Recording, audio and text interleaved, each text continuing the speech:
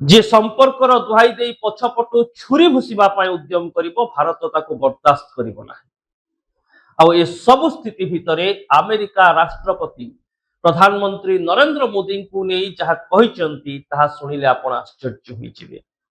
आजिर report रे मु केवल मोदी ट्रम्प का संपर्क विषय आलोकपात करी नहीं बरम G7 सम्मेलन रे भारतर भूमिका एवं मध्यप्राच्यर अस्थिरता भितर भारतर कौन भूमिका रही पारे से डोनाल्ड ट्रम्प कौन कहते ताहा भी आपन को जणेबी।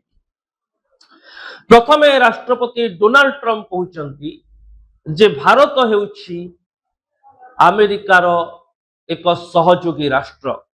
प्रधानमंत्री नरेंद्र मोदी हेउचंती तांकर एक भल बंधु। एही उभय देश भितर वाणिज्यिक चुक्ति रही। 19.3 ट्रिलियन राजस्व अमेरिका पाउछि। भारतर प्रधानमंत्री नरेंद्र मोदी मध्य अमेरिका रे अनेक टंका निवेश करुछंती। अमेरिका रे अनेक विकासमूलक कार्य रे सहयोग करुछंती। एणु तांको धन्यवाद। हेले एहा परे परे डोनाल्ड ट्रम्प मोदी की नहीं जो बयान देले ताहा जेतिकी रोचक राजनैतिक एवं कूटनैतिक दृष्टि सेतिकी चर्चित। राष्ट्रपति डोनाल्ड ट्रम्प कहते जे प्रधानमंत्री नरेंद्र मोदी देखा बेस सरल बेस भल मनीष किंतु से बेस सख्त निज देशवासी प्रति देशर सुरक्षा प्रति से बेस जत्नशील। से जेतिकी भल देखा जाउचंती बा जेतिकी सरल देखा जाउचंती ता ठारू बेसी सख्त। यह दर्शाइबा पई यथेष्ट जे भारतर कूटनैतिक परिपक्वता केते। भारतर कूटनैतिक वैदेशिक परिपक्वता को ही परोक्ष डोनाल्ड ट्रम्प स्वीकार करुछंती। केवल एतिकी नुहे हाउडी मोदी कार्यक्रम विषय मध्य से अवतारणा करिछंती जा बेस किछि वर्ष तळे होइतिला एवं सेतेबेले अमेरिका रे केमिति प्रवासी भारतीय मानकर खच्चा खच भिड़ से स्टाडियम भितर रहितिला से कथा को मने पकाई मोदी लोकप्रियतार भी उदाहरण देइछंती राष्ट्रपति डोनाल्ड ट्रम्प। आउ ए सब भितरे सबुठारु गुरुत्वपूर्ण रही जे मध्यप्राच्य प्रसंग रे अमेरिका और भारतर आभिमुख्य। तेबे ए नै जेतेबेले सांबादिक माने तांकु प्रश्न करिथिले सेतेबेले प्रधानमंत्री नरेंद्र मोदी विषय अमेरिका राष्ट्रपति कहते जे पर्यंत भारतर नेतृत्व मोदी नेउथिबे से पर्यंत मध्यप्राच्य रे भारतर गोटे बड़ भूमिका रहिबो। अर्थात मोदी नेतृत्वर प्रभाव को स्वीकार करिसेंती राष्ट्रपति डोनाल्ड ट्रम्प।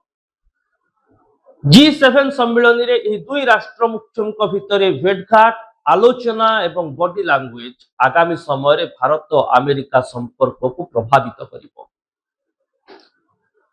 कहीं दुई देशर नेता परस्पर सपक्ष बा परस्पर विषय जो कथा कहती टिप्पणी दियंती ताकू केवल सरल भाव में ग्रहण करा जाई न पारे। एहा पछरे गोटे गूढ़ रहस्य थाए। आगकू भारत अमेरिकार संपर्क केमिति रहिबो तार गोटे संदेश थाए। आउ ए सब भितरे बोधे अमेरिका बुझी सारी जे भारत कौन सी चाप आगरे अमेरिकार नईब ना। मन थी ऑपरेशन सिंदूर समय अमेरिका राष्ट्रपति डोनाल्ड ट्रम्प को फोन कॉल रिसीव कर भारत रूस ठारू तैल किणवा प्रसंग कथा कहु कि वाणिज्यिक ट्रेड डील कथा कहु ए सबु भितरे भारत निजर सार्वभौमत्व को गुरुत्व दे आसी जहाँ को बेस भल भाव में बुझी सारी राष्ट्रपति डोनाल्ड ट्रम्प। जो 19.3 ट्रिलियन इकोनॉमी कथा अमेरिका कहूँ से भारतर भी सहभागिता रही कथा को भी स्वीकार करुछंती अमेरिका राष्ट्रपति। और मोदी जो भली ढंग से G7 आलोचना रे ट्रम्प को सह साक्षात कले पूर्व भली आलिंगन कले नहीं निजर बॉडी लैंग्वेज को पूर्व ठारो भिन्न रखिले सहज अमेरिकार सर्वोच्च नेता बोधे जानी सारी जे भारत कौन चाप आगरे नईब ना। संपर्क सेतेबेले मजबूत हेबो जेतेबेले भारत अमेरिका को गुरुत्व देउथुवा बेले समान गुरुत्व अमेरिका भारतर सार्वभौमत्व स्वाधीनता एवं चिंताधारा को देबो।